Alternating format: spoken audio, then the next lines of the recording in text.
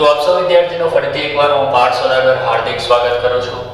Okay વિદ્યાર્થી મિત્રો, આજે આપણે બાયોલોજીમાં કંઈક નવું ભણવા જઈ રહ્યા છીએ. આગળ આપણે કોષ અને કોષના કેટલાક પ્રકારો વિશે થોડી ઘણી ચર્ચા કરી ચૂક્યા હતા. આજે આપણે કોષના પ્રકારો જોવાના છે, પણ કક્ષાને આધારે. તો વિદ્યાર્થી મિત્રો, સૌથી પહેલા આપણે હેડિંગ મારીશું કોષના કક્ષાને આધારે પ્રકારો. તો વિદ્યાર્થી મિત્રો, કોષના કક્ષાના આધારે પ્રકારો. ઓકે વિદ્યાર્થી મિત્રો, કોષના કક્ષાને આધારે કેટલા પ્રકારો પડે છે?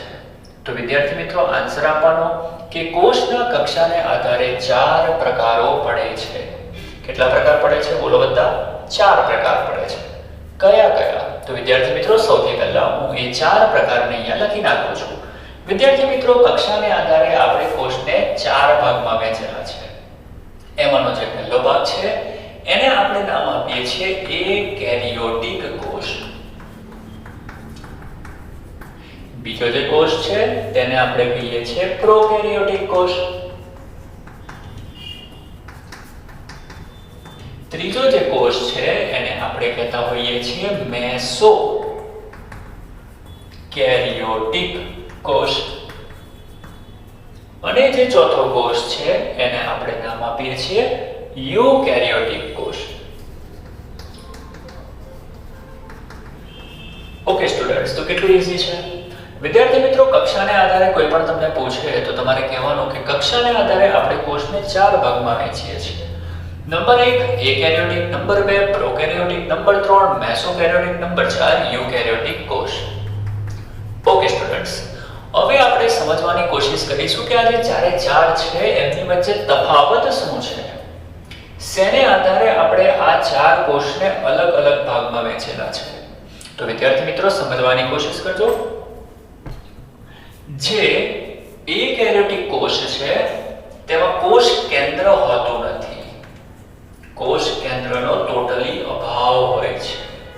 આમાં કોષ કેન્દ્ર જોવા મળતું નથી. જેમાં કોષ કેન્દ્ર જોવા નથી મળતું તેને તમારે નામ આપવાનું છે એકેરિયોટિક કોષ. ત્યારબાદ આપણે વાત કરીએ પ્રોકેરિયોટિક. વિદ્યાર્થી મિત્રો, જે પ્રોકેરિયોટિક કોષ છે ને એને તમે લોકો આદિ કોષ, કેન્દ્રી કોષ પણ કહો છો. તમે લોકોએ નામ સાંભળ્યું છે ને, આદિ કોષ, કેન્દ્રી કોષ. તો એ જે આદિ કોષ, કેન્દ્રી કોષ છે ને એને જ આપણે કહેતા હોઈએ છીએ પ્રોકેરિયોટિક કોષ.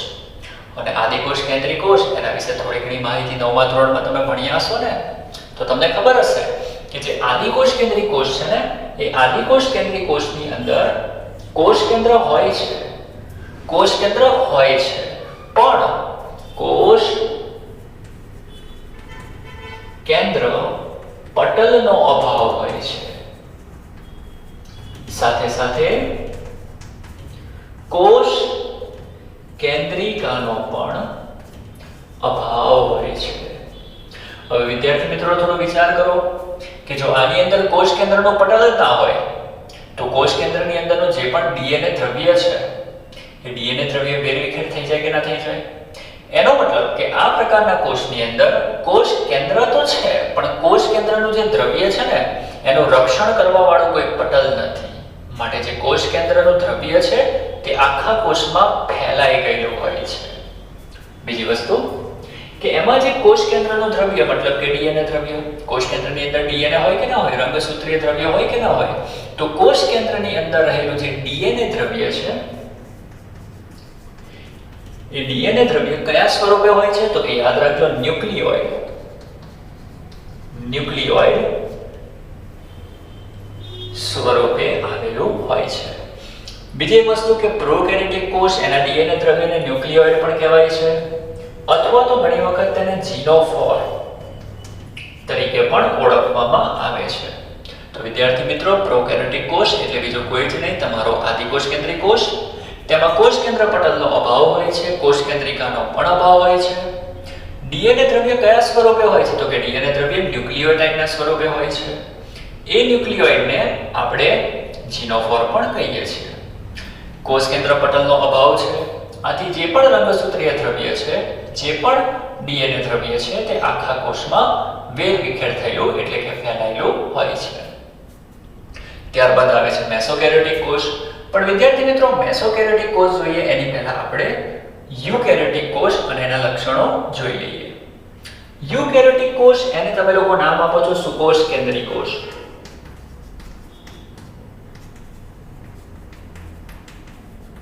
તો કોઈ પણ તમને પૂછે કે ભાઈ યુકેરિયોટિક કોષ એટલે શું, તો તમારે આન્સર આપવાનો કે યુકેરિયોટિક કોષનો મતલબ થાય સુકોષ કેન્દ્રી કોષ. અને તમને ખબર હશે કે સુકોષ કેન્દ્રી કોષ એની રચનામાં શું આવે, તો કે જે સુકોષ કેન્દ્રી કોષ છે તેમાં કોષ કેન્દ્ર છે. કોષ કેન્દ્રની આજુબાજુ કોષ કેન્દ્ર પટલ પણ છે.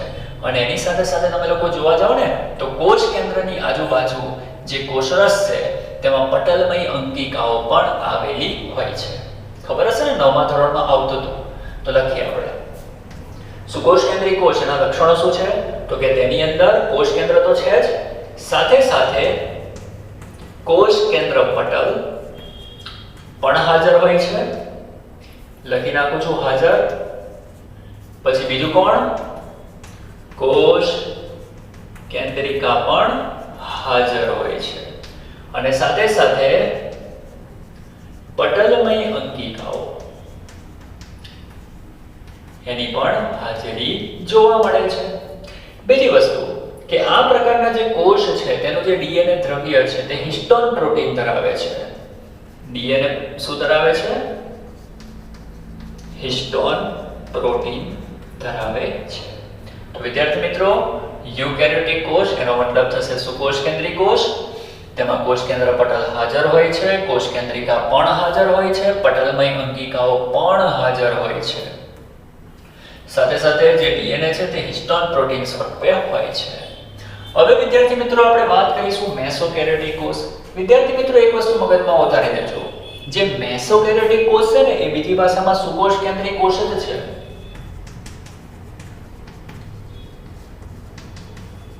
મતલબ કે તેની પાસે આ બધી જ વસ્તુ છે, આ બધી જ વસ્તુ તેની પાસે છે. પણ આ બેમાં ફરક શું છે? એ બેમાં ફરક ડીએનએ ની અંદર છે. આની અંદર એનો જે ડીએનએ છે તે હિસ્ટોન પ્રોટીન ધરાવે છે, જ્યારે આમાં શું કહેવાનું? ડીએનએ હિસ્ટોન પ્રોટીન ધરાવતો નથી. ઓકે વિદ્યાર્થી મિત્રો, તો આ રીતે આપણે કોષને કક્ષાને આધારે 4 ભાગમાં વહેંચેલા છે. પહેલો કયો? એકેરિયોટિક કોષ. જે કોષમાં કોષ કેન્દ્રનો અભાવ હોય તેને કહેવાનું એકેરિયોટિક. બીજો છે પ્રોકેરિયોટિક. પ્રોકેરિયોટિકનો મતલબ થશે આદિકોષ કેન્દ્રી કોષ. આદિકોષ કેન્દ્રી કોષના લક્ષણો કયા કયા? તો કહેવાનું કે તેમાં કોષ કેન્દ્ર પટલનો અભાવ હોય છે, કોષ કેન્દ્રિકાનો પણ અભાવ હોય છે. સાથે સાથે તેમાં જે ડીએનએ છે તે ન્યુક્લિયોઇડ અથવા તો જીનોફોર તરીકે ઓળખાય છે. બીજી વસ્તુ તમે અહીંયા એડ કરી શકો છો. શું એડ કરી શકો છો? એમાં તમે લખી શકો છો કે અહીં કોષમાં પટલમય અંગિકાઓનો અભાવ હોય છે. તો વિદ્યાર્થી મિત્રો, કોષ કેન્દ્ર પટલનો પણ અભાવ, કોષ કેન્દ્રિકાનો પણ અભાવ અને પટલમય અંગિકાઓનો પણ અભાવ હોય છે. આ છે લક્ષણ તમારા આદિકોષ કેન્દ્રી કોષના, પ્રોકેરિયોટિક કોષના. ત્યારબાદ આવે છે યુકેરિયોટિક કોષ. એને તમે કહો છો સુકોષ કેન્દ્રી કોષ. વિદ્યાર્થી મિત્રો, સુકોષ કેન્દ્રી કોષની લાક્ષણિકતા કઈ છે? તો પહેલી લાક્ષણિકતા કોષ કેન્દ્ર પટલ હાજર હોય છે. બીજી લાક્ષણિકતા કોષ કેન્દ્રિકા પણ હોય છે. ત્રીજી લાક્ષણિકતા બધી જ પટલની અંગિકાઓ હાજર હોય છે. ચોથી લાક્ષણિકતા એમાં જે ડીએનએ છે તે હિસ્ટોન પ્રોટીન સ્વરૂપમાં હોય છે. ત્યારબાદ છેલ્લે વાત કરીશું મેસોકેરિયોટિક કોષ. વિદ્યાર્થી મિત્રો, જે મેસોકેરિયોટિક કોષ છે તે પણ એક પ્રકારે સુકોષ કેન્દ્રી કોષ જ છે, પણ ફરક એટલો છે કે તેની અંદર ડીએનએ તરીકે હિસ્ટોન પ્રોટીન હોતો નથી. તો આ રીતે આપણે કક્ષાને આધારે કોષને 4 ભાગમાં વહેંચીએ છીએ. અત્યારે આપણે જોયા દરેક કોષના થોડા ઘણા લક્ષણો. હવે વિદ્યાર્થી મિત્રો, આપણે એક ડિટેલમાં ભણવા જઈ રહ્યા છે આદિકોષ કેન્દ્રી કોષ, મતલબ કે પ્રોકેરિયોટિક કોષ. તો સૌથી પહેલા તમે લોકો આટલી વસ્તુ નોટ કરી નાખો, ત્યારબાદ પ્રોકેરિયોટિક કોષ એના વિશે ડિટેલમાં માહિતી આપણે જોવા જઈ રહ્યા છીએ. ઓકે સ્ટુડન્ટ્સ, તો હવે આપણે જોવા જઈ રહ્યા છે આદિકોષ કેન્દ્રી કોષ. તો સૌથી પહેલા તો આપણે હેડિંગ મારીશું અને આદિકોષ કેન્દ્રી કોષ એની આકૃતિ બનાવવાની કોશિશ કરીશું. સ્ટુડન્ટ્સ, હેડિંગ મારી દો આદિકોષ કેન્દ્રી કોષ. ઓકે, તો ટોપિક છે આપણો આદિકોષ કેન્દ્રી કોષ, જેને આપણે કહીએ છીએ પ્રોકેરિયોટિક કોષ. ઓકે, સૌથી પહેલા તો આપણે આની ફિગર બનાવીશું, આકૃતિ બનાવીશું. તો વિદ્યાર્થી મિત્રો, માની લો આ છે તમારો આદિકોષ કેન્દ્રી કોષ. ધ્યાનથી જોજો. માની લો કે આ છે તમારો આદિકોષ કેન્દ્રી કોષ.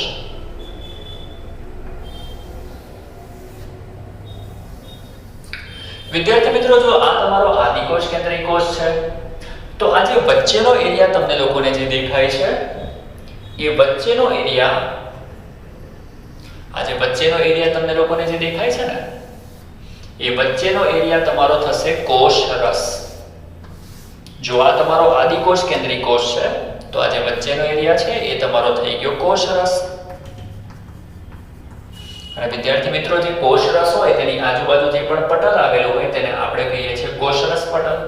તો વિદ્યાર્થી મિત્રો, આ જે છે એ તમારો થઈ ગયું કોષ રસ પટલ. તો બોલો, આટલી વસ્તુ ક્લિયર થઈ? બીજું કે આપણે દરેક જણ જાણીએ છીએ કે આદિકોષ કેન્દ્રી કોષની અંદર કોષ કેન્દ્ર એની આજુબાજુ પટલ નથી, અને કોષ કેન્દ્રની આજુબાજુ પટલ ના હોય તો કોષ કેન્દ્રની અંદર જે ડીએનએ દ્રવ્ય છે તે વેરવિખેર થયેલું હોય કે ના હોય. અને હમણાં જ આપણે અહીંયા લખેલું, શું લખેલું કે આદિકોષ કેન્દ્રી કોષની અંદર જે પણ ડીએનએ દ્રવ્ય છે તે ન્યુક્લિયોઇડના સ્વરૂપમાં હોય છે. તો આપણે ન્યુક્લિયોઇડને અહીંયા કશે બતાવી દઈએ. તો માની લો કે આ તમારો ન્યુક્લિયોઇડ છે, તો અહીંયા હું લખી નાખું છું. માની લો કે આ જે છે એ તમારો ન્યુક્લિયોઇડ છે. ન્યુક્લિયોઇડ ઇટ મીન્સ કે તમારું ડીએનએ દ્રવ્ય. કોનું ડીએનએ દ્રવ્ય? આદિકોષ કેન્દ્રી કોષનું ડીએનએ દ્રવ્ય. વિદ્યાર્થી મિત્રો, આદિકોષ કેન્દ્રી કોષમાં ન્યુક્લિયોઇડ સિવાય બીજું શું જોવા મળે? તો વિદ્યાર્થી મિત્રો, ન્યુક્લિયોઇડ સિવાય આ કોષની અંદર ઘણી વખત રિબોઝોમ પણ જોવા મળે છે. ઘણી વખત નહીં, આમાં રિબોઝોમ આવેલા જ હોય છે. સાથે સાથે તેમાં મેસોઝોમ પણ હોય છે. મેસોઝોમ. આ મેસોઝોમ શું છે? તો કે વિદ્યાર્થી મિત્રો, આદિકોષ કેન્દ્રી કોષની એક લાક્ષણિકતા છે, લખી આપું છું. આ મોસ્ટ ઇમ્પોર્ટન્ટ પોઈન્ટ છે.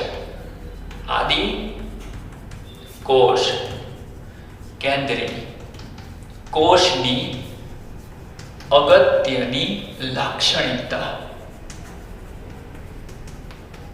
જે છે મેસોઝોમ. મેસોઝોમ. કોઈ પૂછે કે ભાઈ મેસોઝોમ છે શું, તો એને આન્સર આપવાનો. શું આન્સર આપવાનો? કે મેસોઝોમ એ કોષ રસ પટલમાંથી વિભેદિત થતી રચના છે. આ જે મેસોઝોમ છે ને, અહીંયા સાઈડ ઉપર લખું છું, કોષ રસ પટલમાંથી વિભેદિત થતી રચના છે. વિદ્યાર્થી મિત્રો, વિભેદિતનો મતલબ થાય ઉત્પન્ન થતી, એવું પણ તમે કરી શકો. મતલબ કે કોષ રસ પટલમાંથી ઉત્પન્ન થતી રચના એ છે મેસોઝોમ, જે આદિકોષ કેન્દ્રી કોષની અગત્યની લાક્ષણિકતા છે. તો અહીંયા કશે મેસોઝોમ પણ હશે, બતાવતો નથી. માની લો કે આ છે તમારો મેસોઝોમ, તો અહીંયા લખી નાખું છું મેસોઝોમ. આ કોણ છે? રિબોઝોમ. વિદ્યાર્થી મિત્રો, સાથે સાથે એની અંદર ઘણી વખત નહીં, હોય જ છે મોસ્ટ ઓફ, ખોરાક સંગ્રહી કણો આવેલા હોય. સ્ટાર્ચ છે, પ્રોટીન છે, આ બધાનો સંગ્રહ કરતા કણો આવેલા હોય, તેને ખોરાક સંગ્રહી કણ કહીશું. તો અહીંયા લખી નાખું છું ખોરાક સંગ્રહી કણ. તો વિદ્યાર્થી મિત્રો, આ છે તમારી રચના. આ છે તમારા આદિકોષ કેન્દ્રી કોષની રચના. આટલો સિમ્પલ હોય. આટલી વસ્તુ તેની અંદર મુખ્ય જોવા મળે છે. હવે વિદ્યાર્થી મિત્રો, સૌથી પહેલા આપણે ચર્ચા કરીશું બીજી એક વસ્તુ, કે આ જે આદિકોષ કેન્દ્રી કોષ છે ને, એનો આ છે કોષ રસ પટલ. એ કોષ રસ પટલની આજુબાજુ આવેલી હોય છે કોષ દિવાલ. શું આવેલી હોય છે? કોષ દિવાલ. તો અહીંયા લખી નાખું, આ છે કોષ દિવાલ. ચાલો, હવે આપણને કોઈ પૂછે કે ભાઈ આ કોષ દિવાલ એ શેની બનેલી હશે, તો વિદ્યાર્થી મિત્રો અહીંયા હું લખું છું, હેડિંગ મારી દઉં છું કોષ દિવાલ. તમે લોકો પણ નોંધી લેજો. વિદ્યાર્થી મિત્રો આદિકોષ કેન્દ્રીય કોષ એની આ જે કોષ દિવાલ તમે જોઈ રહ્યા છો એ કોષ દિવાલ બનેલી હોય છે પેપ્ટિડોગ્લાયકેનની. પેપ્ટિડોગ્લાયકેન.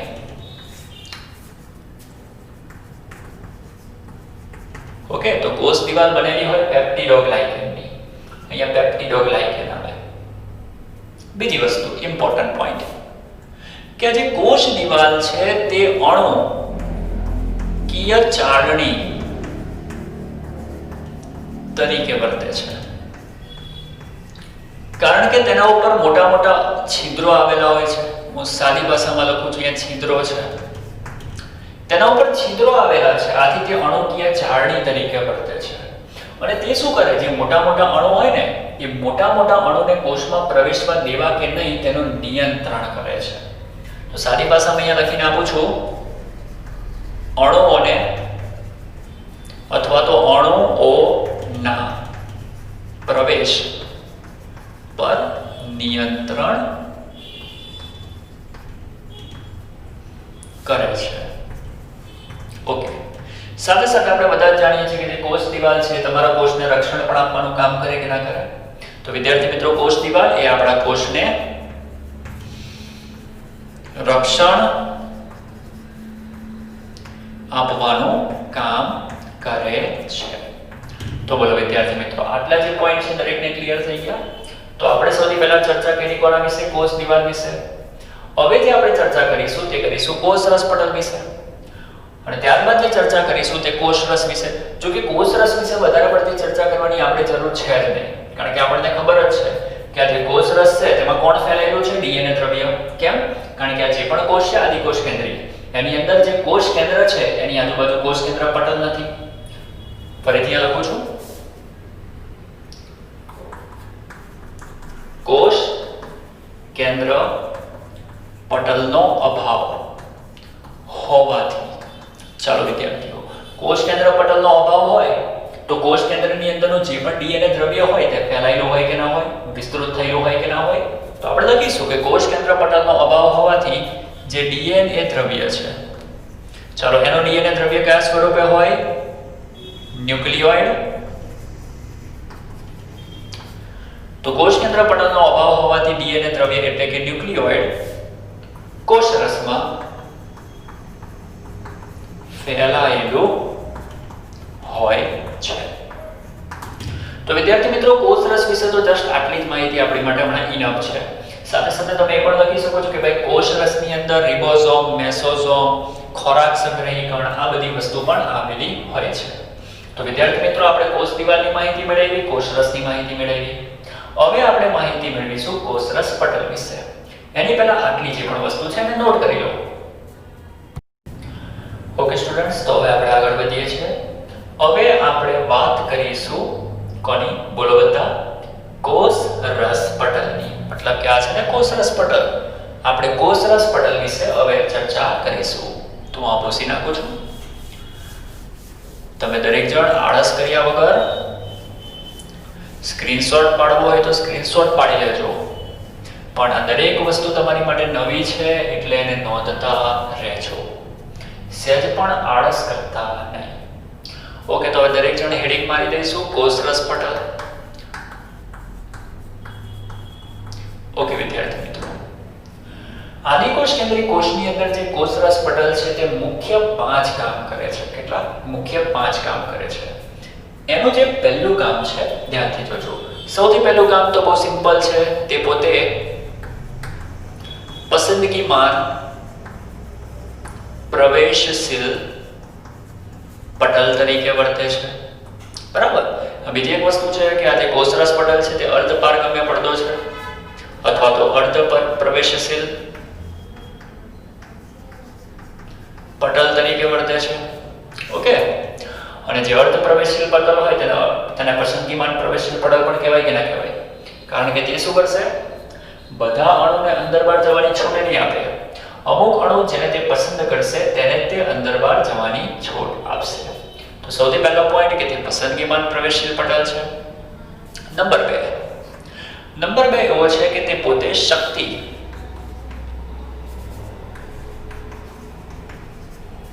નો ઉત્પાદન પણ કરે છે. મતલબ કે એ પોતે શક્તિનું ઉત્પાદન નથી કરતો, પણ શક્તિનું ઉત્પાદન કરવાની જે પ્રક્રિયા છે ને એની સાથે તે સંકળાયેલું છે. હું કહું છું હમણાં તમને લોકોને, પહેલા હું તમને 5 મુદ્દા લખાવું છું, કારણ કે કોષરસ પટલના મુખ્ય 5 કામ છે. ચલો, પહેલું કામ કયું? પસંદગીમાન પ્રવેશશીલ પટલ તરીકે વર્તે. ત્યારબાદ બીજું કામ શક્તિ ઉત્પાદન કરવાનું કામ કરે. ત્યારબાદ ત્રીજું જે કામ છે તે છે બાહ્ય કોષીય પોલિમરનું ઉત્પાદન કરે છે. એના પછી ચોથો જે મુદ્દો છે એની અંદર યાદ રાખવાનું કે રંગ સૂત્રીય જોડાણ સ્થાન તરીકે વર્તે છે. અને પાંચમો જે મુદ્દો છે તેની અંદર યાદ રાખવાનો કોષ રસ સ્તરનું પટલમય અંગિકાઓમાં વિસ્તરણ. ઓકે, તો વિદ્યાર્થી મિત્રો, અહીંયા મેં તમને લોકોને 5 કાર્ય લખેલા છે. કોષરસ પટલ, એના 5 કાર્ય. પહેલું કાર્ય પસંદગીમાન પ્રવેશશીલ પટલ, બીજું કાર્ય શક્તિનું ઉત્પાદન કરે છે, ત્રીજું જે કાર્ય છે તે બાહ્ય કોષીય પોલિમરનું ઉત્પાદન કરે છે, ચોથું જે કાર્ય છે તે રંગસૂત્રીય જોડાણ સ્થાન તરીકે વર્તે છે, અને પાંચમું જે કામ છે તે કોષ રસ સ્તરનું પટલમય અંગિકાઓમાં વિસ્તરણ કરે છે. ઓકે વિદ્યાર્થી મિત્રો, દરેક મુદ્દાને આપણે ફટાફટ સમજવાની કોશિશ કરીએ. ચાલો, પસંદગીમાન પ્રવેશશીલ પટલનો મતલબ શું? તો કે વિદ્યાર્થી મિત્રો, કોષ રસ પટલ બધા જ અણુને કોષમાં પ્રવેશવાની કે બહાર જવાની મંજૂરી આપતા નથી. કોષ રસ પટલ અમુક ઉપયોગી દ્રવ્ય એને લાગે કે ભાઈ આ કોષ માટે ઇમ્પોર્ટન્ટ છે તેને જ અંદર આવવા દેશે અને બહાર જવા દેશે. તો વિદ્યાર્થી મિત્રો, શોર્ટમાં આપણે લખી નાખીએ, બધા જ અણુઓને પ્રવેશ કરવાની છૂટ આપતું નથી. ઓકે, તો પસંદગીમાન પ્રવેશશીલ પટલનો મતલબ શું? બધા જ અણુની અંદર પ્રવેશ કરવાની કે બહાર જવાની છૂટ આપતું નથી. કોમન છે એટલે વધારે પડતું એનામાં હું ડિટેલમાં ઉતરતો નથી. બરાબર, તમે આગળ પણ ભણ્યા તો હશો જ. ઓકે, અને ન ભણ્યા તો ચિંતા કરવાની હમણાં કોઈ જરૂર નથી. ખાલી એટલું યાદ રાખજો, પસંદગીમાન પ્રવેશશીલ પટલનો મતલબ એવો થાય જેને તે પસંદ કરશે તેને અંદર આવવા દેશે, જેને ઈચ્છા છે એને તે બહાર જવા દેશે. મતલબ કે કોષમાં અંદર આવવું છે કે કોષમાંથી બહાર જવું છે તો પરમિશન કોની લેવાની? કોષરસ પટલની. ઓકે, ચાલો. બીજું કે તે શક્તિનું ઉત્પાદન કરે છે. હમણાં કીધું તે રીતે કે પોતે શક્તિનું ઉત્પાદન નથી કરતું, પણ એની જે સપાટી છે ને એ સપાટી પર શક્તિનું ઉત્પાદન કરતી કેટલીક પ્રક્રિયા થાય છે. આપણે આગળ ભણીશું. શું ભણીશું? આપણે આગળ શ્વસન ભણીશું, પ્રકાશ સંશ્લેષણ ભણીશું. તો જ્યારે શ્વસન અને પ્રકાશ સંશ્લેષણની ક્રિયાઓ તમને ભણાવીશ ને ત્યારે તમને લોકોને કહીશ કે જ્યારે શ્વસન અને પ્રકાશ સંશ્લેષણની ક્રિયા ચાલે છે ને તો લાસ્ટમાં એક વિશિષ્ટ પ્રકારની ક્રિયા થાય છે જેનું નામ છે ફોટોફોસ્ફોરાઇલેશન. હમણાં દરેક જણ યાદ રાખે, ફોટોફોસ્ફોરાઇલેશન. ઓકે વિદ્યાર્થી મિત્રો, જ્યારે તમારા કોષમાં શ્વસન અને પ્રકાશ સંશ્લેષણ થાય છે ત્યારે એક વિશિષ્ટ પ્રકારની ક્રિયા ચાલતી હોય છે જે છેલ્લે થાય છે, જેનું નામ છે ફોટોફોસ્ફોરાઇલેશન. અને વિદ્યાર્થી મિત્રો, જ્યારે ફોટોફોસ્ફોરાઇલેશન થાય ને તો એ ફોટોફોસ્ફોરાઇલેશનની ક્રિયા દરમિયાન શક્તિ મુક્ત થાય, ઊર્જા મુક્ત થાય. અને એ જે ઊર્જા છે તેનો સંગ્રહ કોઈને યાદ છે કયા સ્વરૂપે થાય? એટીપી સ્વરૂપે. ઓકે, તો વિદ્યાર્થી મિત્રો, શ્વસન, પ્રકાશ સંશ્લેષણ વગેરે જેવી પ્રક્રિયામાં એક છેલ્લે ઇમ્પોર્ટન્ટ પ્રક્રિયા થતી હોય છે તેનું નામ છે ફોટોફોસ્ફોરાઇલેશન. અને ફોટોફોસ્ફોરાઇલેશનની પ્રક્રિયા દરમિયાન અહીંયા લખું છું, ફોટોફોસ્ફોરાઇલેશનની પ્રક્રિયા દરમિયાન વીજાણુ પરિવહન દરમિયાન એડીપી માંથી એટીપી મતલબ કે શક્તિ નું નિર્માણ થાય છે. ઓકે, સમજો ખાલી. શ્વસન, પ્રકાશ સંશ્લેષણ વગેરે જેવી પ્રક્રિયાની અંદર ફોટોફોસ્ફોરાઇલેશનની પ્રક્રિયામાં વીજાણુ પરિવહન થાય છે. તમે કહેશો કે સાહેબ આ વીજાણુ પરિવહન શું આવ્યું? તો યાદ રાખજો, વીજાણુનો મતલબ અહીંયા તમારે કરવાનો છે ઇલેક્ટ્રોન. વીજાણુ એનો મતલબ તમારે લોકોએ કરવાનો છે ઇલેક્ટ્રોન. તો વિદ્યાર્થી મિત્રો, વીજાણુ પરિવહનનો મતલબ ઇલેક્ટ્રોનનો પરિવહન. જે પણ હું તમને લોકોને આગળ ડિટેલમાં સમજાવીશ. જો ન ખબર હોય તો ચિંતા ન કરતા, ખાલી સમજજો. કોષરસ પટલની ઉપર આ જે કોષરસ પટલ આવે ને, એ કોષરસ પટલની ઉપર ફોટોફોસ્ફોરાઇલેશનની ક્રિયા થાય છે. અને જ્યારે ફોટોફોસ્ફોરાઇલેશનની ક્રિયા થાય ને, તો તેની અંદર વીજાણુ પરિવહન થાય, મતલબ કે ઇલેક્ટ્રોનનું સ્થળાંતર થાય. પરિવહનનો મતલબ શું? એક જગ્યાએથી બીજી જગ્યાએ જવું. તો તમારો જે ઇલેક્ટ્રોન છે ને, વીજાણુ, તે એક જગ્યાએથી બીજી જગ્યાએ જતો હોય છે. અને ઇલેક્ટ્રોન જ્યારે એક જગ્યાએથી બીજી જગ્યાએ જાય ને, તો તે શક્તિનું નિર્માણ કરે. અને એ જે શક્તિનું નિર્માણ થશે, એ જે શક્તિનું નિર્માણ કરશે, એ શક્તિ એડીપી માંથી એટીપી સ્વરૂપે સંચિત થઈ જશે. તો આ રીતે વિદ્યાર્થી મિત્રો, તમારો જે કોષરસ પટલ છે તે શક્તિના નિર્માણ સાથે સંકળાયેલું છે. તમારે વધારે ડિટેલમાં હમણાં જવાની જરૂર નથી. જ્યારે હું શ્વસન, પ્રકાશ સંશ્લેષણ વાળા ચેપ્ટર ભણાવીશ ને, તો એમાં ડિટેલમાં જઈશ. તો અત્યારે તમારે ખાલી શું યાદ રાખવાનું છે? શક્તિનું ઉત્પાદન કરે. કઈ રીતે? તો કે કોષરસ પટલની ઉપર કઈ પ્રક્રિયા થાય? ફોટોફોસ્ફોરાઇલેશન. અને જ્યારે ફોટોફોસ્ફોરાઇલેશન થાય, તો વીજાણુનું પરિવહન થાય, ઇલેક્ટ્રોનનું પરિવહન થાય, અને તે દરમિયાન એડીપી માંથી એટીપી બને, મતલબ કે શક્તિ ઉત્પન્ન થાય. આગળ વધીએ. ત્રીજો જે ઉપયોગ છે તે છે બાહ્ય કોષીય પોલિમરનું ઉત્પાદન. તો વિદ્યાર્થી મિત્રો, અહીંયા યાદ જ રાખવાનું છે કે કેટલાક ઉત્સેચકો આવે છે. કેટલાક ઉત્સેચકો. એ ઉત્સેચકો તમારા કોષરસ પટલ પર જાય અને કોષરસ પટલ પર જઈને કેટલાક અગત્યના પોલિમરનું ઉત્પાદન કરે છે, જેને કહેવાય બાહ્ય કોષીય પોલિમરનું ઉત્પાદન. તો વધારેમાં ડિટેલમાં નહીં જતા, ખાલી એટલું યાદ રાખો, કેટલાક ઉત્સેચકો કોષરસ પટલ પર જઈને બાહ્ય કોષીય પોલિમરનું ઉત્પાદન કરે છે. બસ સિમ્પલ છે. આટલી જ વસ્તુ એની અંદર તમારે યાદ રાખવાની છે. વધારે ડિટેલમાં આપણે જવાની જરૂર નથી. બીજું છે રંગસૂત્રીય જોડાણ સ્થાન તરીકે વર્તે. વિદ્યાર્થી મિત્રો, જ્યારે તમારો કોષ પોતાની પ્રતિકૃતિ બનાવવા ઈચ્છે, મતલબ કે એકમાંથી બે કોષ બનાવવા ઈચ્છે, જ્યારે નકલ બનાવવાની ઈચ્છા થાય, તો તેવા સંજોગોમાં એવું કહેવાય છે કે એકાકી રંગસૂત્ર. લખું છું અહીંયા, એકાકી. એકાકીનો મતલબ થાય એકલો રંગસૂત્ર. એકાકી રંગસૂત્ર કોષ રસ સ્તર સાથે જોડાય છે. ફરીથી ક્યારે? તો અહીંયા ઉપર લખું છું, જગ્યા ઓછી છે, પણ વિદ્યાર્થીઓ તમે લોકો થોડું સમજજો. અહીંયા જ્યારે પ્રતિકૃતિ બનાવવાની હોય ત્યારે. તો વિદ્યાર્થી મિત્રો, એવું કહેવાય છે કે જ્યારે પ્રતિકૃતિ બનાવવાની હોય ને, ત્યારે એકાકી રંગસૂત્ર કોષરસ સ્તર સાથે જોડાય છે. કોષરસ સ્તરનો મતલબ કોષરસ પટલ જ સમજવો. કોષરસ સ્તર કે ને, તો એને પણ તમારે કોષરસ પટલ જ સમજવું. તો જ્યારે પ્રતિકૃતિ બનાવવાની ઈચ્છા આપણને થાય ને, તો તેવા સંજોગોમાં જે કોષરસ સ્તર છે એની સાથે એકાકી રંગસૂત્ર જોડાણ કરે છે. એને કહેવાય રંગસૂત્રીય જોડાણ સ્થાન તરીકે વર્તવું. વિદ્યાર્થી મિત્રો, કોષરસ પટલ રંગસૂત્રીય જોડાણ સ્થાન તરીકે પણ વર્તે છે. આગળ વધીએ. કોષરસ સ્તરનું પટલમય અંગિકાઓમાં વિસ્તરણ. હવે વિદ્યાર્થી મિત્રો, હમણાં થોડી વાર પહેલા મેં તમને વાત કરી કે આદિકોષ કેન્દ્રીય કોષ એની અગત્યની લાક્ષણિકતા કઈ છે? તો કે મેસોઝોમ. હવે જે મેસોઝોમ છે એ ક્યાંથી નીકળી? જે કોષરસ પટલ છે એમાંથી નીકળીને કોષરસ પટલ એમાંથી જ ઉત્પન્ન થઈ છે, એ છે મેસોઝોમ. એવી રીતે બીજી પણ ઘણી બધી અંગિકાઓ છે જે કોષરસ પટલમાંથી નિર્માણ પામે છે. પટલિકા છે, કેટલાક તંતુઓ છે, કેટલીક નલિકાઓ છે. આ બધી જ રચનાઓ કોષરસ પટલમાંથી નિર્માણ પામે છે.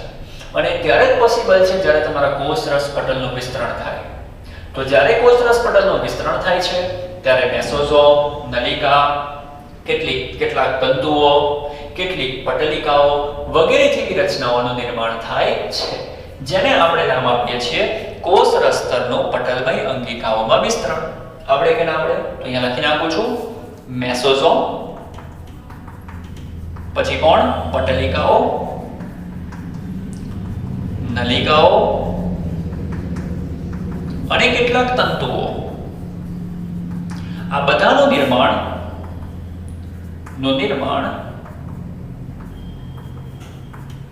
કોષ રસ પટલના વિસ્તરણને આભારી છે. તો વિદ્યાર્થી મિત્રો, આનું તમારું કોષરસ પટલ. કોષરસ પટલ પોતે અર્ધ પ્રવેશશીલ પટલ તરીકે વર્તે છે. કોષરસ પટલના મુખ્ય 5 અગત્યના કામો છે. પહેલું કામ પસંદગીમાન પ્રવેશશીલ પટલ. એનો મતલબ કે બધા જ અણુઓને પ્રવેશ કરવાની છૂટ આપતો નથી. અમુકને જવા દે, અમુકને જવા દેતો નથી. શક્તિનું ઉત્પાદન કરે તો કે ભાઈ કોષરસ પટલની ઉપર ફોટોફોસ્ફોરાઇલેશન થાય. એ ફોટોફોસ્ફોરાઇલેશનની પ્રક્રિયામાં વીજાણુનું પરિવહન થાય. તે દરમિયાન શક્તિનું નિર્માણ થાય. ત્યારબાદ વાત કરીશું બાહ્ય કોષીય પોલિમરનું ઉત્પાદન. વિદ્યાર્થી મિત્રો, એવું કહેવાય છે કે કેટલાક ઉત્સેચકો બાહ્ય કોષીય પોલિમરનું ઉત્પાદન પણ કરે છે. રંગસૂત્રીય જોડાણ સ્થાન તરીકે વર્તે. તો કે વિદ્યાર્થી મિત્રો, મેં તમને હમણાં જ કીધું કે જ્યારે તમારો કોષ પ્રતિકૃતિ બનાવવાની ઈચ્છા કરે તો એ દરમિયાન જે રંગસૂત્ર છે તેનું એકાકી સ્વરૂપ કોષરસ પટલ સાથે જોડાતું હોય છે. ત્યારબાદ કોષરસનું પટલની અંગિકાઓમાં વિસ્તરણ. કોષરસ પટલનું પટલની અંગિકાઓમાં વિસ્તરણનો મતલબ શું થાય? તો કે કેટલીક અંગિકાઓ છે જેવી કે મેસોસોમ છે, પછી અમુક સૂક્ષ્મ રચનાઓ જેવી કે તંતુઓ છે, નલિકાઓ છે, પટલિકાઓ છે. આ બધાનું નિર્માણ ક્યારે થશે? જ્યારે કોષરસનું વિસ્તરણ થશે. અને મેસોસોમ ખાસ મગજમાં ઉતારજો, પૂછાય એવો સવાલ છે. આદિકોષ કેન્દ્રીય કોષ અથવા તો પ્રોકેરિયોટિક કોષ, તેની અગત્યની લાક્ષણિકતા કઈ? તો કે મેસોસોમ. તો વિદ્યાર્થી મિત્રો, ફટાફટ આને નોટ કરી લો અને પછી આપણે ઓર અગત્યના મુદ્દા વિશે આગળ વધીએ છીએ. ઓકે સ્ટુડન્ટ્સ, તો અત્યારે આપણે જે આદિકોષ કેન્દ્રીય કોષ જોયો એમાં આપણે શેની માહિતી મેળવી? તો કે ભાઈ આપણે કોષરસ વિશે માહિતી મેળવી, કોષ કેન્દ્ર વિશે માહિતી મેળવી, સાથે સાથે કોષ દિવાલ, કોષરસ પટલ વગેરે વગેરે વિશે માહિતી મેળવી. વિદ્યાર્થી મિત્રો, આ છે તમારો આદિકોષ કેન્દ્રીય કોષ. બરાબર ને? કેટલો સિમ્પલ લાગે છે. પણ વિદ્યાર્થી મિત્રો, દરેક આદિકોષ કેન્દ્રીય કોષ સિમ્પલ હોતા નથી. હવે જે આપણે વાત કરીશું ને એની અંદર આપણે વાત કરવાના છે જટિલ આદિકોષ કેન્દ્રીય કોષ. વિદ્યાર્થી મિત્રો, આપણે બધા જાણીએ છીએ કે જે આદિકોષ કેન્દ્રીય સજીવો છે એ દરેક આદિકોષ કેન્દ્રીય સજીવો એકકોષીય આવે, બહુકોષી કદી પણ આવતા નથી. તો વિદ્યાર્થી મિત્રો, આપણે બોલીએ એની સાથે સાથે નોટ પણ કરતા જઈએ જેથી કોઈ પણ મુદ્દો આપણે ચૂકી જઈએ નહીં. ઓકે, તો સૌથી પહેલો મુદ્દો આપણે યાદ રાખીશું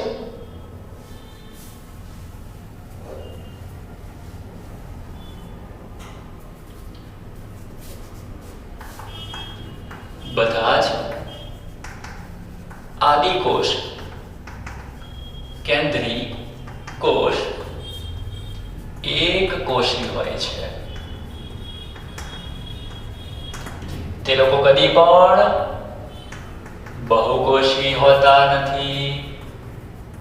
ઓકે, તો જેટલા પણ આદિકોષ કેન્દ્રીય સજીવો છે ને દરેક આદિકોષ કેન્દ્રીય સજીવ એક કોષી હોય. એ લોકોની પાસે એક જ કોષ હોય. કદી પણ તે લોકોની પાસે એક કરતા વધારે કોષો નથી.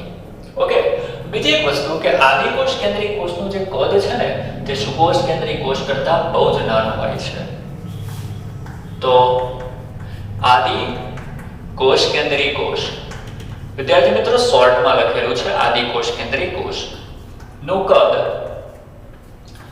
સુકોષ કેન્દ્રીય કોષ કરતા કેવું હોય છે? નાનું હોય છે. સમજવાની કોશિશ કરજો, અમે શોર્ટમાં લખેલું છે. બરાબર? આ છે સુકોષ કેન્દ્રીય કોષ. સુકોષ કેન્દ્રીય કોષ. તો આદિકોષ કેન્દ્રીય કોષનું કદ સુકોષ કેન્દ્રીય કોષ કરતા નાનું હોય છે. છતાં પણ શું તમને ખબર છે? આદિકોષ કેન્દ્રીય કોષ ભલે કદમાં નાનો છે, તેની અંદર કોષ વિભાજન ખૂબ જ ઝડપથી થાય છે. તો લખી દઈશું છતાં પણ કોષ વિભાજન ખૂબ જ ઝડપથી થાય છે.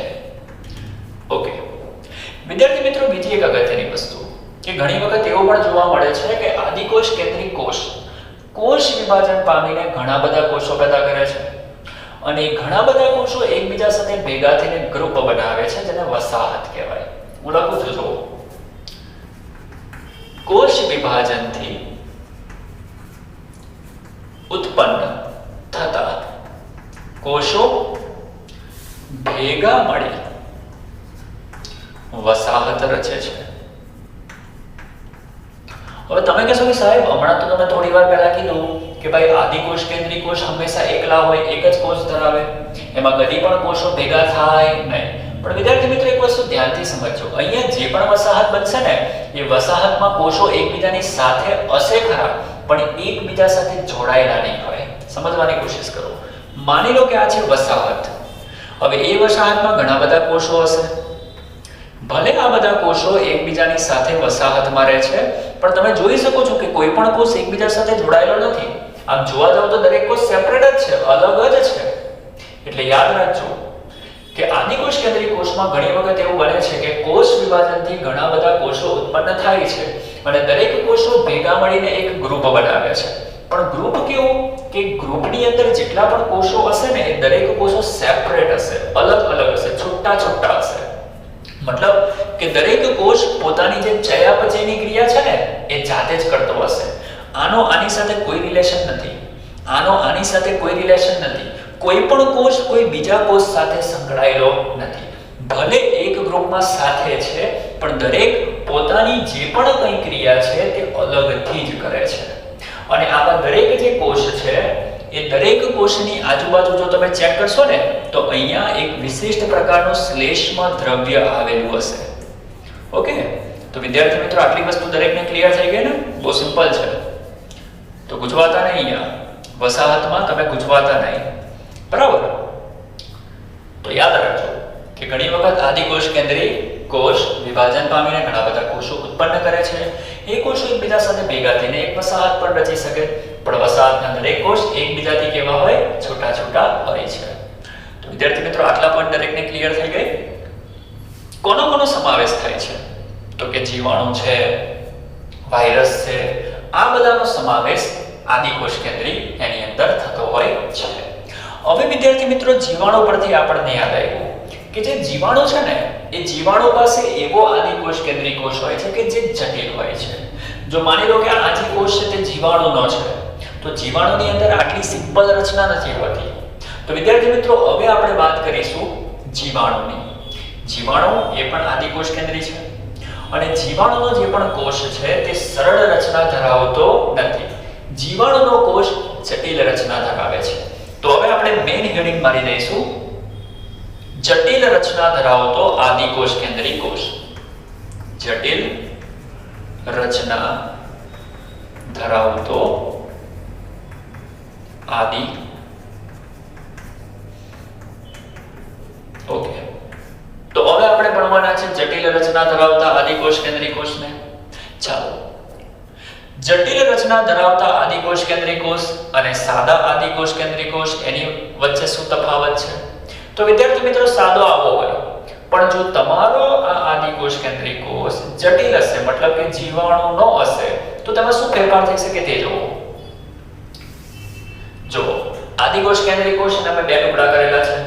જે નીચેનો ભાગ છે તે સાદો અને ઉપરનો ભાગ જટિલ બનાવીએ, બરાબર? જે તમે બેને સાથે કમ્પેર કરી શકો. તો વિદ્યાર્થી મિત્રો માની લો કે આ જે ઉપરનો ભાગ છે તે જટિલ બની ગયો. જો ઉપરનો ભાગ જટિલ બનશે ને તો વિદ્યાર્થી મિત્રો તેની આજુબાજુ ગ્લાયકોકેલિક્સ નું આવરણ આવશે. આજે તમને દેખાય છે મેં બનાવું છું એ ગ્લાયકોકેલિક્સ નું આવરણ છે. અહીંયા સાઈડ ઉપર લખું છું ગ્લાયકોકેલિક્સ. ઓકે, તો વિદ્યાર્થી મિત્રો જે જટિલ રચના ધરાવતો આદિકોષ કેન્દ્રીય કોષ છે જેને તમે લોકો લખી શકો જીવાણુનો કોષ. જીવાણુનો કોષ. તો વિદ્યાર્થી મિત્રો જે જીવાણુનો કોષ છે તે જીવાણુના કોષમાં કોષ દિવાલ એની આજુબાજુ એક વિશિષ્ટ પ્રકારનું ગ્લાયકોકેલિક્સ નું આવરણ આવેલું છે. ગ્લાયકોકેલિક્સ નું આવરણ આવેલું હોય છે. અને એ જે ગ્લાયકોકેલિક્સ નું આવરણ છે, જો ગ્લાયકોકેલિક્સ નું આવરણ શિથિલ હોય, ઢીલું ઢાલું હોય, તો તેવા સંજોગોમાં તે આવરણને તમારે લોકોએ નામ આપવાનું છે શ્લેષ્મ સ્તર. અને ઘણી વખત એવું પણ બને છે કે જે ગ્લાયકોકેલિક્સ નું સ્તર છે તે જાડું અને સખત બની જાય. જો જાડું અને સખત બની જાય તો તમારે તેને શું નામ આપવાનું છે? પ્રાવાર. તો વિદ્યાર્થી મિત્રો અહીંયા લખું છું, જુઓ. કોષ દિવાલની આજુબાજુ, જીવાણુના કોષમાં કોષ દિવાલની આજુબાજુ ગ્લાયકોકેલિક્સ નું સ્તર આવેલું છે. જો એ સ્તર અહીંયા લખતો જાઉં છું. જો આ સ્તર શિથિલ હોય, કેવું હોય બોલો? શિથિલ હોય. શિથિલનો મતલબ કે થોડું ઢીલું ઢાલું, તમે તેને આમ તેમ ફેરફારિત કરી શકો. જો એ શિથિલ હોય તો તેને શ્લેષ્મ સ્તર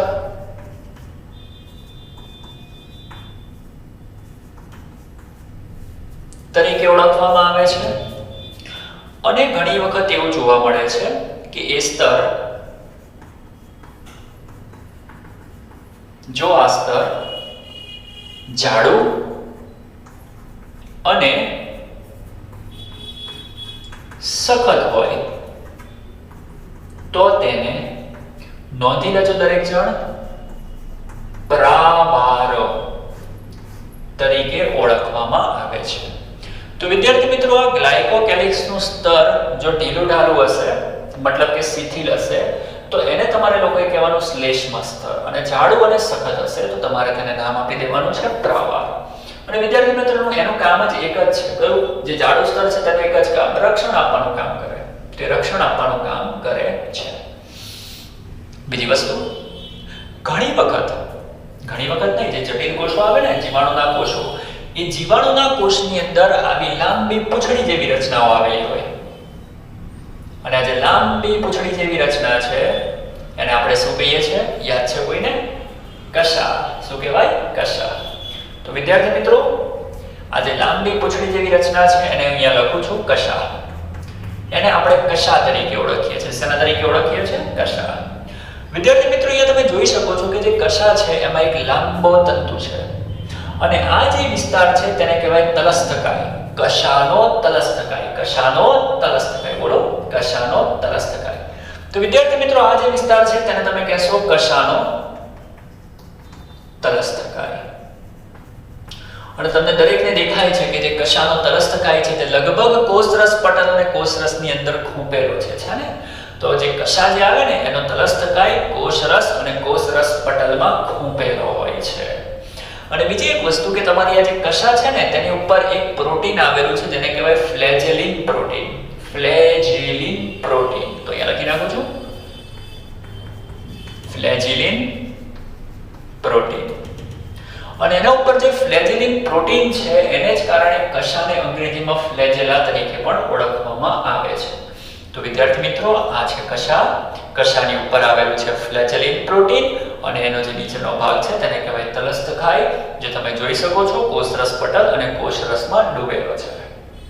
બીજી વસ્તુ, તેનું કામ તો દરેકને ખબર જ હશે. જે કશા છે તેનું કામ છે હલનચલન કરવાનું. કશા હલનચલન કરે. કશા શું કરે? હલનચલન કરે. આવી જે પૂંછડી જેવી રચના છે ને તે હલનચલન કરે. તો કશા હલનચલન કરવાનું કામ કરે છે. નંબર 2, ઘણી વખત આ જે કોષ છે તેના ઉપર નલિકામય રચનાઓ જોવા મળે છે. તીણી સોય જેવી રચનાઓ. માની લો અહીંયા હું પાડું છું તો આવી રચનાઓ.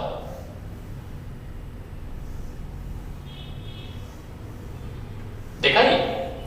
તો ઘણી વખત તમારા કોષની ઉપર આવી નલિકામય સોય જેવી રચના જોવા મળે છે. એ નલિકામય સોય જેવી રચના, એને તમારે લોકોએ નામ આપવાનું છે પીલી અથવા તો ફિમ્બરી. અહીંયા લખું છું પીલી અથવા તો ફિમ્બરી. પીલી ઓર ફિમ્બરી. ઓકે. તો ફરીથી ઘણી વખત આ જે કોષ છે તેના ઉપર આવી નલિકામય રચના જોવા મળે છે, તેને તમે શું નામ આપશો? પીલી અથવા તો ફિમ્બરી. અને નોંધી લેજો હમણાં ખાલી ટેમ્પરરી કે એનું કામ છે તે સંયુગ્મનનું કામ કરે છે. સંયુગ્મન. શું કામ કરે છે? અહીંયા લખું છું, જોજો, સંયુગ્મન. ઓકે. તે લોકો સંયુગ્મનનું કામ કરે છે. વિદ્યાર્થી મિત્રો, જેટલા પણ નવા શબ્દ તમને હમણાં સાંભળવા મળે છે ને બધા તમે લખજો, નોટ કરજો. જે પણ તમારી માટે કંઈક નવું છે ને તે આગળના લેક્ચરોમાં બધું સોલ્વ થઈ જશે. તો અત્યારે તમારે અમુક વસ્તુ જે નવી લાગે તેને યાદ રાખજો અને સમજજો. બહુ ઈઝી છે. આ કશા છે, પૂંછડી જેવી રચના, એને કશા કહેવાય. કશાની ઉપર પ્રોટીન આવેલું છે. કશા કયા પ્રોટીનના બનેલી છે? તો કે કશા બનેલી છે ફ્લેજેલિન પ્રોટીન, માટે તેને કહેવાય ફ્લેજેલા. અને તે હલનચલનનું કામ કરે છે. એની મદદથી તમારો કોષ પણ હલનચલન કરશે, ગતિ કરશે. એ પૂંછડીની જેમ કામ કરે, હલે અને તમારો કોષ આગળ જાય, એવું માની લો. સમજ પડે કે ના પડે? સાથે સાથે એની ઉપર આવી બીજી નલિકામય રચનાઓ આવેલી હોય છે, અને એ જે નલિકામય રચના છે ને એને કહેવાય પીલી અથવા તો ફિમ્બરી. તો આટલા મુદ્દા દરેકને ક્લિયર થયા. એકવાર શાંતિથી આટલી વસ્તુ જે પણ કંઈક નવું દેખાય છે એને નોટ કરો. પછી આપણે જીવાણુના કોષના પ્રકારો અને ઘણી બધી બીજી એક્સ્ટ્રા માહિતી પર આગળ વધી રહ્યા છે. તો ફટાફટ આટલી વસ્તુને નોટ કરી લો. ઓકે સ્ટુડન્ટ્સ, તો હવે આપણે આગળ જોવા જઈ રહ્યા છે જીવાણુઓના પ્રકાર. તો દરેક જણ હેડિંગ મારીશું જીવાણુ કોષના પ્રકારો.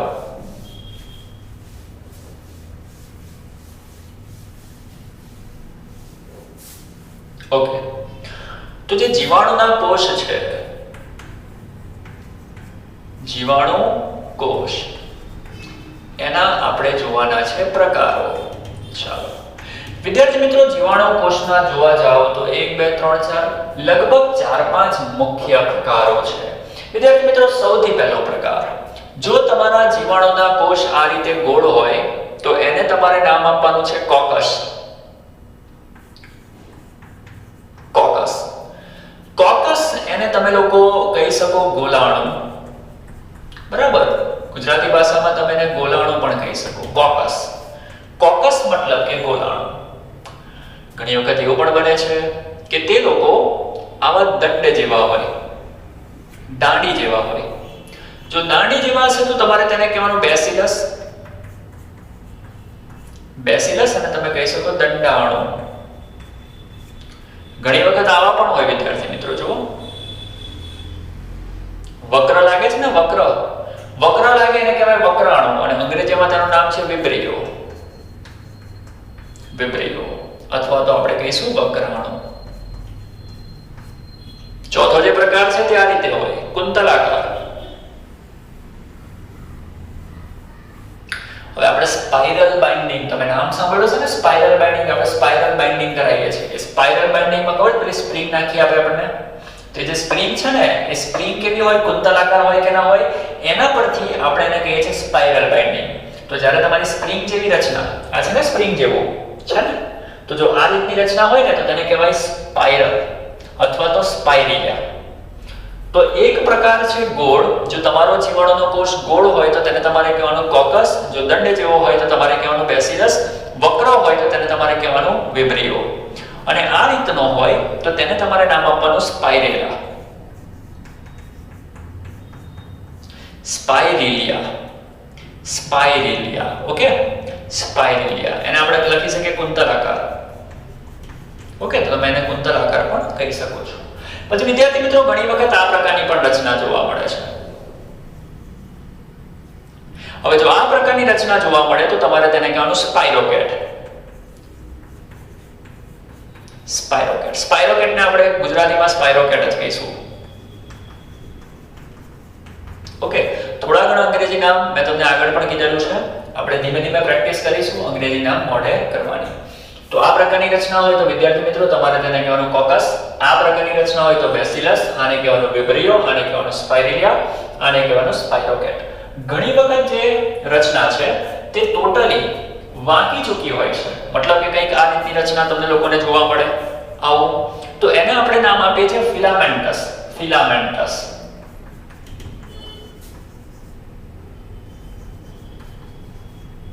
ફિલામેન્ટસ. ઓકે, તો યાદ રાખજો ફિલામેન્ટસ. તો બોલો વિદ્યાર્થીઓ, આટલી વસ્તુ ક્લિયર થઈ? આ છે તમારા જીવાણુ કોષના પ્રકાર: કોકસ, બેસિલસ, વિબ્રિયો, સ્પાઇરિલિયા, સ્પાઇરોકેટ અને ફિલામેન્ટસ. બીજી એક વસ્તુ વિદ્યાર્થી મિત્રો, હું આને ભૂસી નાખું છું, હમણાં કોઈ કામનું છે કે નહીં હવે. ઓકે, બીજી એક વસ્તુ,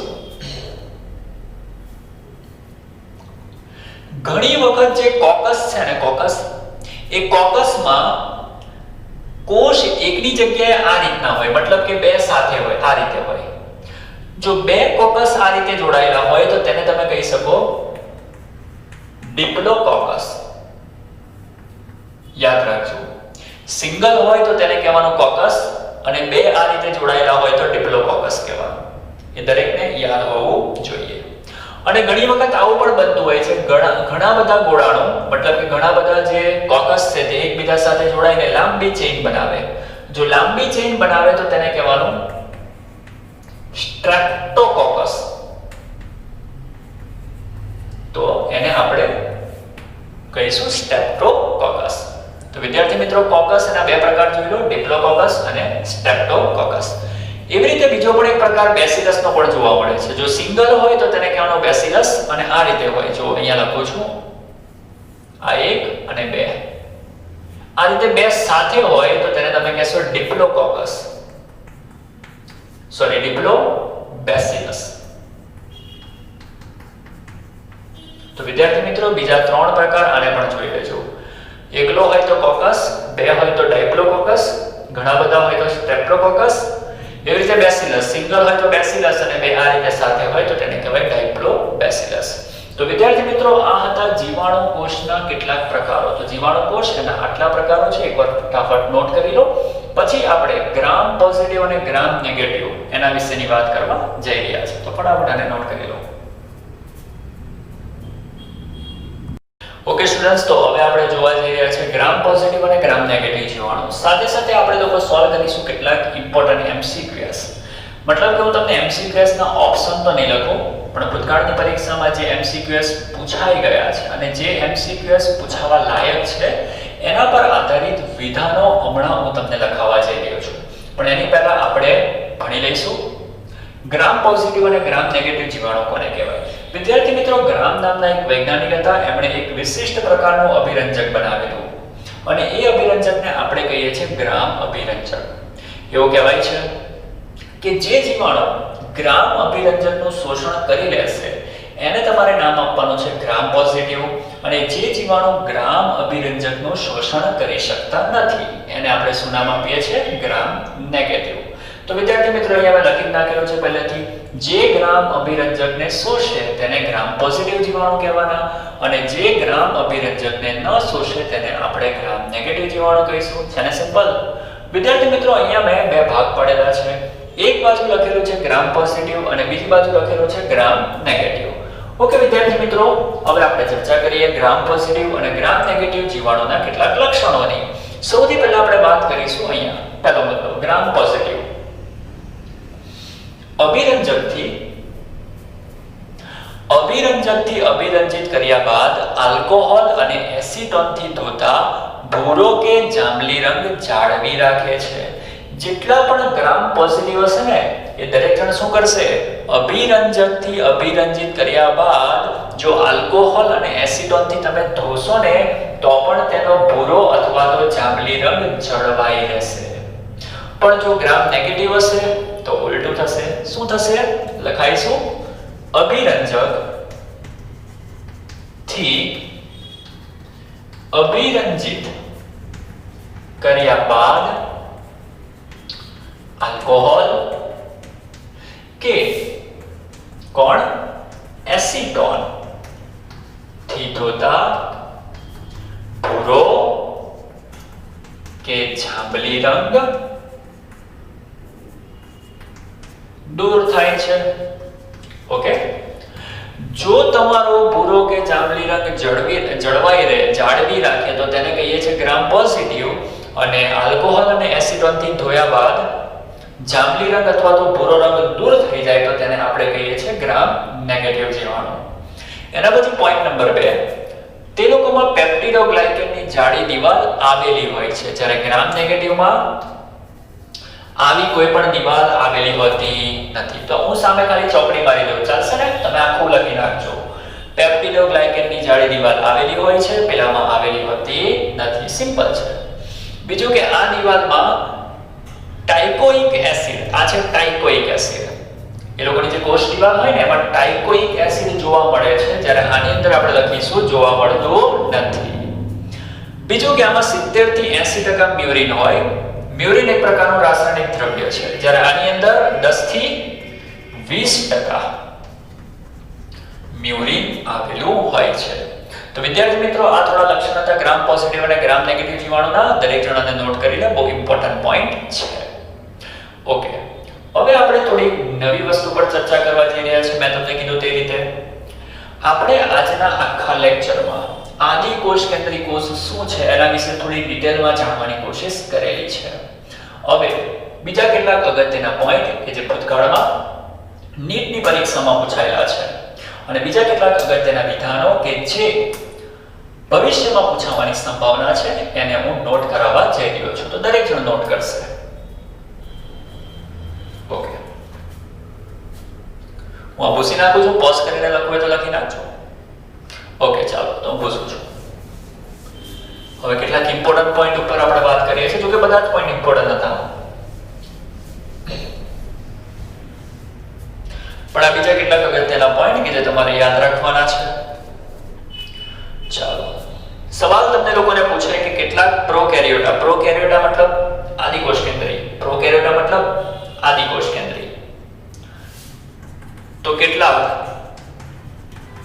પ્રોકેરિયોટા માં કોષ દિવાલનો અભાવ,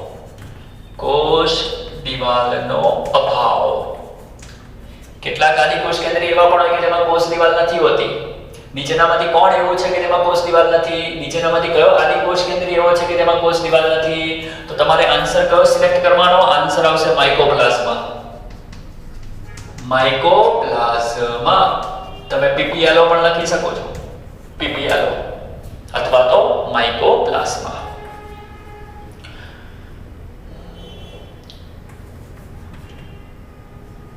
પ્લાસ્મિડ ડીએનએ જ્યારે ન્યુક્લિયોઇડ ડીએનએ સાથે જોડાય તો શું બનાવે છે? ઓકે, સવાલ પૂછે તમને કે પ્લાસ્મિડ ડીએનએ જ્યારે ન્યુક્લિયોઇડ ડીએનએ સાથે જોડાય તો શું બનાવે? આ પ્લાસ્મિડનો ડીએનએ અને ન્યુક્લિયોઇડ ડીએનએ મતલબ શું? આદિકોષ કેન્દ્રીય કોષનો ડીએનએ. જ્યારે એ બંને એકબીજા સાથે જોડાશે તો શું બનાવે? લખો આન્સર એપિઝોમ બનાવે. જે પણ રચના બને એને તમારે કહેવાનું એપિઝોમ. પછી બીજું, હમણાં જ આપણે ભણ્યા કે આદિકોષ કેન્દ્રીય કોષ એની સૌથી અગત્યની લાક્ષણિકતા મેસોઝોમ છે ને, તો થોડી મેસોઝોમ વિશેની અગત્યની માહિતી. કોષ રસપટલ ના અંતર્વલન થી બનતી રચના કઈ? તમને પૂછે કે કોષ રસપટલના અંતર્વલન થી કઈ રચના બને, તો તમારે આન્સર આપવાનો મેસોઝોમ. એનો મતલબ કે કોષ રસપટલમાંથી બનતી રચના કઈ? તો કે ભાઈ મેસોઝોમ. કોષ રસપટલ અંદર તરફ વળે એને કહેવાય અંતર્વલન, અને અંતર્વલનથી જે પણ રચના બને તેને તમે કહેશો મેસોઝોમ. બીજી એક વસ્તુ અગત્યની છે, નોંધ કરી લેજો. મેસોઝોમ એ સંકળાયેલા છે શ્વસન સાથે, શ્વસન અને એટીપી ના નિર્માણ સાથે સંકળાયેલા છે.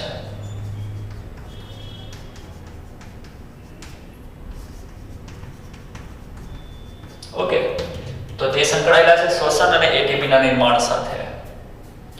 ચાલો, હવે બીજી એક વસ્તુ, પ્રોકેરિયોટામાં રિબોસોમ કોષરસમાં મુક્ત હોય છે. હમણાં મેં તમને આકૃતિમાં રિબોસોમ પણ બતાવેલા, યાદ છે ને? તો રિબોસોમ કોષરસમાં મુક્ત હોય છે, જેને શું કહે છે? તો આન્સર આવશે મોનોઝોમ. ઓકે વિદ્યાર્થી મિત્રો, યાદ રાખજો, પ્રોકેરિયોટાની અંદર જે મુક્ત રિબોસોમ ફરતા હોય ને તેને તમારે કહેવાનું મોનોઝોમ કહેવાય.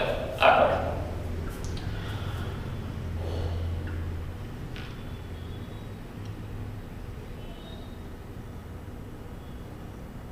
ચાલો, સાયનોબેક્ટેરિયા અથવા સાયનોબેક્ટેરિયાને નીલહરિત લીલ પણ કહેવાય. તો અથવા નીલહરિત લીલ ના કોષમાં જોવા મળતી પ્રકાશ સંશ્લેષક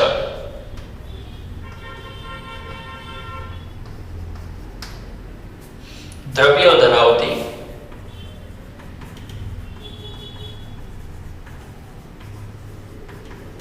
વિશિષ્ટ રચના ખાલી જગ્યા કહેવાય. ઓકે, તો સાયનોબેક્ટેરિયા અથવા તો નીલહરિત લીલ એના કોષમાં જોવા મળતી અને પ્રકાશ સંશ્લેષક દ્રવ્યો ધરાવતી વિશિષ્ટ પ્રકારની જે રચના છે એને તમારે નામ આપવાનું છે ક્રોમેટોફોર. ક્રોમેટોફોર. તો વિદ્યાર્થી મિત્રો, આ રીતે અમુક MCQs છે જે ઇમ્પોર્ટન્ટ હતા, જે મને લાગ્યા કે મારે તમને લખાવવા જોઈએ, એ મેં તમને લખાવેલા છે.